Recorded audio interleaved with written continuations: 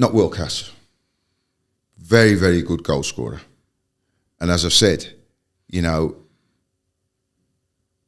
maybe it didn't help him. You know, he could have gone to Newcastle at any time in his career and he would still have been lauded. Go to Man United, go and win things. When you finish playing football, it's about what you've won. It's not about how much money you've earned. It's about what have you won in the game. And don't get me wrong, Alan Shearer, like I said, he's a pal of mine. He's a terrific competitor. I love playing against him. He was an unbelievable goal scorer, Golden Boot year after year after year. But what has he won? And this is what it comes back down to, you know. And that's what's going to come back down to Harry Kane. You know, he's going to finish the game. He's going to, you know, Golden Boot. But what has he actually won? I mean, like I said, I think Alan Shearer played in one major cup final. I think with Newcastle, and they got beat. FA Cup against Arsenal, 2-0. Yeah, they got beat. Yeah. And he won the league at Blackburn, and he was outstanding that season when they won the league. Yeah. So he's a phenomenal goal scorer, but I wouldn't have him as world class. Well, that's we all got definitions and we all got different opinions of world class, as we know, and that's one of mine personally. Is at the end of your career, you've got to back up the world class claim with silverware. Correct. You know, and this is what I'm saying to you when you're talking about Ronaldo. Well, it take you a month to fight, you know, to walk around all the honours he's won in the game and the Ballon d'Ors, and the same with Messi. But listen, it's all subjective and about opinions. A lot of debate is around Alan Shearer, whether he's world class or not. We've broken the Premier League goal scoring record. What are your thoughts on Alan Shearer? Does he make that world class player bracket for you? You know, someone like Alan Shearer, I think he was a wonderful player. I think he had a lot more to his game than what I did. He was good in the air, he could hold the ball up, all that sort of stuff. So he had a lot to bring to the table. But in terms, definitely a world class goal scorer, but world class player. Could he do what Messi and Ronaldo do? No, of course he could. It comes back to what do you want as a fan. Do you want someone who's a world class player who does all the flicks and tricks and everything, or do you want someone who's going to get you 30, 40 goals a season? Like, I know I'm biased, but I want the 30, 40 goals a season. Exactly, yeah. If you're lucky, you get Messi and Ronaldo, and you get both because you get like a high goals tally, and you get the skills as well. So is just to touch on that, you know, scores a lot of goals but not world class. Is it a style of play? Is it a few tricks? Is it something out of nothing?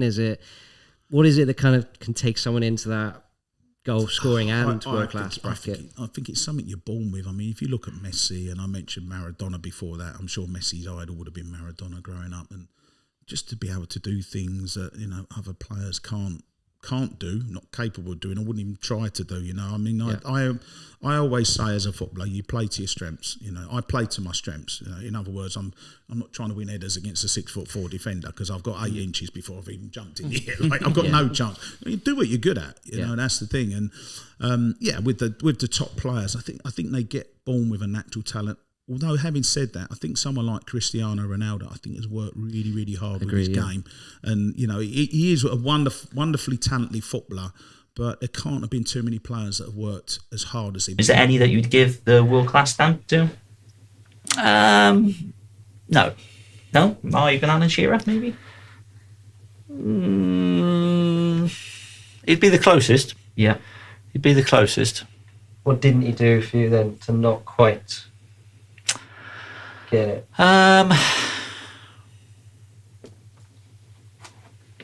It's a good question, actually. This is what we've been finding on this podcast. It's so tough to give and so tough to define what world class is. Yeah, because I think Alan was great at what he did. You know, I think there were some deficiencies in his game. So his left foot wasn't particularly good. I would say as the years went on, I think he became